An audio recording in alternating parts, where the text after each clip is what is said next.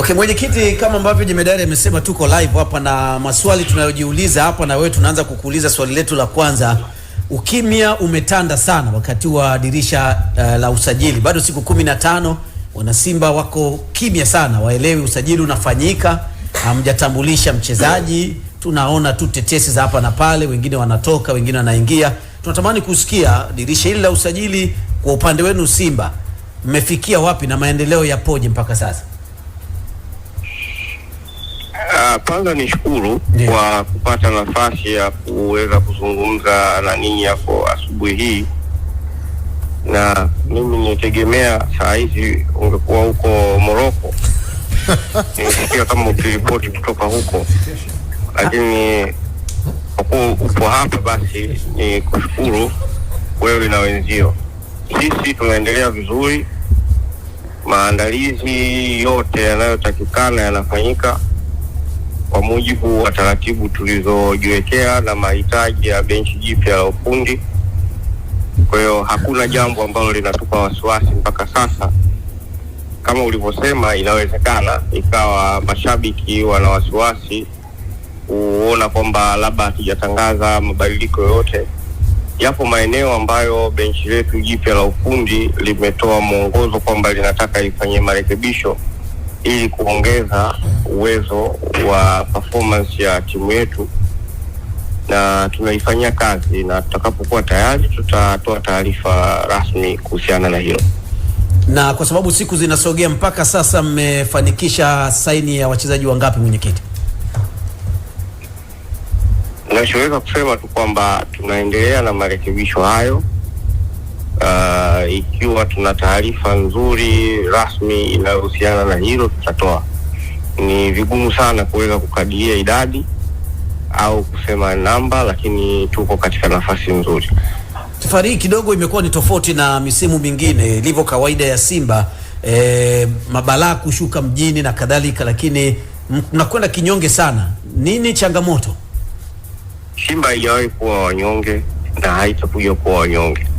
Lakini kikubwa ambacho kimejitokeza sasa, naona kwamba kuna jitihada kubwa za propaganda ambazo zinatengenezwa na watu wengine, na sisi tunaona kwamba tukianza na sisi kuelezea itakuwa tunaingia kwenye mkumbo huo wa kutumia propaganda zaidi.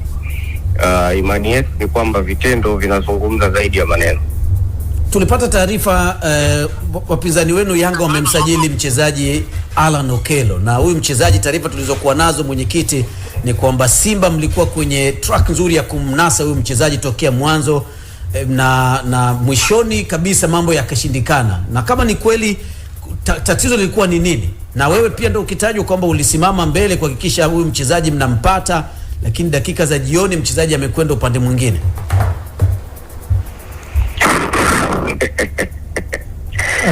Hayo mambo yalifanyika wakati wa mwanzo wa msimu, na tulipoona kwamba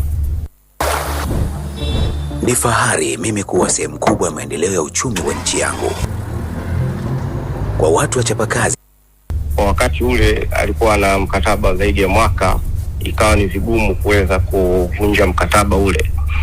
Tukaangalia options nyingine kwa mujibu wa masharti na matakwa ya mwalimu aliyepita. Kwa hiyo tuliishia hapo. Sasa hayo mengine tena unayosema sioni kama yanabeba tena uzito. Sasa hivi tunachoangalia ni kuangalia yale maeneo ambayo yameainishwa na benchi la ufundi ili tuweze kuimarisha. Lakini mngerudi tena, kwa sababu mara ya kwanza mlienda na kukawa na huo ugumu, manake mkataba sasa ulikuwa unakwenda mwisho. Safari mngerudi kwa sababu nyinyi ndio mlianza. Shida ilikuwa ni nini, ama hakuwepo tena kwenye mahitaji? Nadhani maelezo niliyokupa awali yamekidhi, labda tu hujaelewa. Lakini kimsingi sasa hivi tunaangalia lililoko mbele ya macho yetu, kwamba tunaangalia maeneo ambayo walimu wameainisha na tutayafanyia marekebisho. Kuna watu ambao huwa wanaangalia sisi tumemwangalia mchezaji gani kwa mahitaji yetu, na wao huwa wanakupuka, wanaenda wanamchukua au wanaenda kuingia na wao wampate. Ndio kazi ambayo wanaifanya, lakini baadaye na ninyi mnawapa sifa sana kwamba wanajua jinsi ya kufuatilia siku na nini. Kama mwenyekiti, nyinyi ndio mmekuwa na mahitaji na mchezaji. Mmekuwa ndio tuangalie lililokuwa mbele ya macho yetu kwamba tutaboresha kulingana na matakwa ya mwalimu na benchi la ufundi. Hayo ndio tunayoangalia. Hebu tusaidie pia ufafanuzi juu ya, kuna mambo mengi yanazungumzwa yanayoendelea mwenyekiti, kwamba ushirikiano hauko sawa sawa kwenye uongozi, hasa ninyi wenyewe kwa wenyewe amzungumzi lugha moja, hasa mnapotaka kufanya usajili wa wachezaji. Hata hilo la Okello mengi yanazungumzwa kwamba wewe tayari ulimaliza. Anayesema hakuna ushirikiano, hayo yanazungumzwa, ndio maana tunauliza. Ndio kuzungumza tu bila kumjua mzungumzaji, unazungumzia kitu ambacho kiko kwenye hewa, kama alivyosema Jebedali hapo awali. Nani ambaye haelewani? Sasa ninyi wenyewe kwa wenyewe, kwamba unaposema ninyi, wewe nikwambie, ndio mimi naomba tusibebe hizi negative propaganda. Ndio, umeelewa?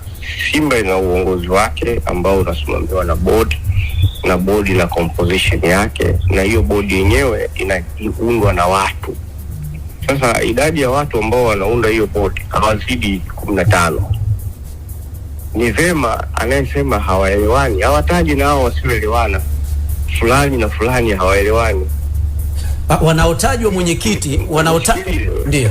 Ukisema tu hawaelewani, hilo jambo litakuwa ni verb. Sasa let's be realistic. Yes. Tuzungumze vitu ambavyo vina msingi. Sasa twende kwenye mambo ya kuelewana au kutokuelewana. Huyu anayesema yeye amewahi kuhudhuria kikao hata kimoja. Lakini sasa ndio hoja sasa hapa kwamba mwenyekiti wa bodi ambaye ni Crescensius Magori, kumbuka kama ulivyosema bodi inaundwa, na wewe kama mwenyekiti umekwenda mbele, unahitaji labda mchezaji fulani awepo na umefanya sehemu yako, uidhinishwaji wa fedha na mambo mengine yanarudishwa kwenye bodi na kadhalika, na mtoa fedha kama ni tajiri Mo Dewji anapaswa kutoa fedha kwa ajili ya usajili na kadhalika. Lakini yanasemwa hapo kuna mambo yanacheleweshwa mpaka wapinzani wenu wanakuja wanachukua wachezaji. Hili limekaa namna gani? Hilo ni jambo ambalo unatakiwa umuulize aliyesema. Mimi sifahamu kwamba kuna hilo. Sasa yule aliyesema kwamba kuna ucheleweshaji ama kuna uzuiaji ama kuna nini, inatakiwa yule aliyesema ndio unamuuliza, kwa sababu hivi vitu vinazalishwa sana, na sio vinazalishwa kwa nia njema, vinazalishwa kwa nia mbaya ya kujenga taswira ambayo haijengi muonekano mzuri mbele ya jamii. Sasa haya mambo haya sisi hatuwezi kuyaentertain, kwamba kama kuna conflict, hiyo conflict mimi sifahamu, kwa sababu huyo mwenyekiti wa board mimi nazungumza naye na nazungumza na wajumbe wote. Hamna mtu ambaye, na sijui kama kuna mjumbe yoyote wa board ambaye haelewani na mjumbe mwingine, na itakuwa ni kwa ajili ya jambo gani? Na kwenye dirisha hili la usajili mnazungumza jambo moja, utaratibu upo. Hayo huyo anayesema labda yeye ana interest zake zingine. Sasa ukimuuliza vizuri akwambie, bwana wewe muulize wewe interest zako ni nini? Mchezaji Jean Charles Ahoua inametajwa kwamba klabu imemuuza. Ni kweli? Aliyeuza nani sasa? Klabu. Mimi ninachoweza kukwambia kwamba tutatoa taarifa rasmi kulingana na tutakapokuwa tayari, ambayo ni taarifa zote zinazohusu wachezaji waliokuwepo, waliopo, watakao kuja na watakao kuja kuendelea na mikataba tutawajulisha. Kwa hiyo tuwe na subra, na nadhani muda sio mrefu, na wewe mwenyewe umesema siku 15 zimebaki. Ndani ya siku hizo 15 tutatoa taarifa. Unawatoa wasiwasi wana Simba kwa kiwango gani mwenyekiti, kwa sababu hawako sawa mpaka sasa wana Simba? Walikwambia wewe kwamba wako sawa? Ndio, wanasema na wanatuandikia hata kwenye meseji zetu kwenye kipindi kwamba wanachama, wapenzi na washabiki wa Simba, ndio zipo platform maalum zinazoweza kupokea maoni yao na maelezo yao. Kwa wewe unajuaje kama huyu naye wasiliana naye na kukueleza hayo ni mshabiki wa Simba au mwanachama wa Simba? Kwani kwenye hizo platform unazosema siku hizi mbona vipo vingi tu, watu wanajivesha jezi zinazohusu Simba, watu wanajifanya wao ni wana Simba, wanapita kutukana, kusema, kulalamika kila siku, ili mradi tuonekane kwamba sisi tuko unstable. lakini sisi tuko very stable, kwa maana kwamba tuna focus na ku reconstruct timu yetu, na tunaamini tutafanikiwa katika hilo ndani ya muda mfupi unaokuja. Swali langu la mwisho mwenyekiti, kwa sababu mmemleta mwalimu mpya, mahitaji yake, kwa sababu yanatajwa mahitaji ambayo mwalimu anahitaji, mmeyafanikisha mpaka sasa kwa asilimia ngapi? Hilo ndo nilojibu tangu mwanzo kwamba tunafanyia kazi marekebisho ambayo tunatakiwa kuongezea, na tutafanikisha kulingana na matakwa ya benchi la ufundi. Nimesema hivyo awali na ninarudia kukwambia tena. Nimeuliza tu ufikisho kwa asilimia ngapi? Siku hizi imekuwa kwamba mtu anaweza kukaa nyumbani kwake au sehemu yoyote alipo akaandika kitu chochote katika jamii ili watu waweze kumuona kwamba yeye ni jasiri wa kusema au jasiri wa kubuni vitu. Sasa nyinyi waandishi mnayabeba hayo mnayasambaza tu bila kuangalia kwamba haya mambo yanaweza kawa na athari gani au yanaweza kawa yanajenga kiasi gani. Leo hii mimi nikiangalia tuna idadi ya wachezaji 107 ambao wanahusishwa na timu. Sasa wachezaji 107, usajili wenyewe tu ukomo wake ni wachezaji 40. Tunawasajili vipi hao wachezaji wote? Kwa hiyo let's focus kwenye vitu ambavyo viko productive kwenye jamii.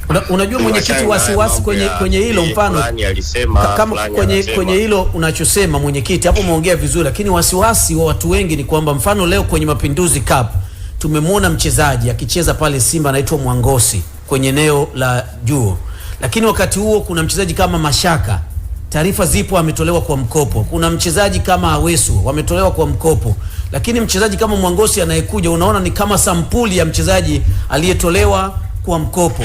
Ni kama usajili ambao viongozi mnafanya ni usajili ambao hautofautiani sana, ni usajili ambao unaonekana ni wa kawaida sana. Ndio maana wana Simba wanajitokeza kuuliza usajili wenu unaangalia mambo yepi ya msingi, hasa wakati ambapo timu inapambana kutaka kuchukua ubingwa na mfanikiwi mpaka sasa. Huo ndo mtazamo wako wewe. Alafu unawezaje kusema kwamba hatuwezi kufanikiwa wakati tumecheza mechi 5 tu ndani ya hiyo ligi? Kwa hiyo tayari nyinyi mmeshapata na bingwa wa ligi mwaka huu. Watu wameanza na ubingwa wa Mapinduzi tu, sio wa ligi. Na tayari mmeshapata bingwa wa ligi mwaka huu. Hii kombe la Mapinduzi ambalo mnawasifia hao waliochukua, tumechukua sisi mwaka juzi, mkawa mnasema halina thamani yoyote. Tunaongelea mwaka huu. Niwatakie. Asante sana.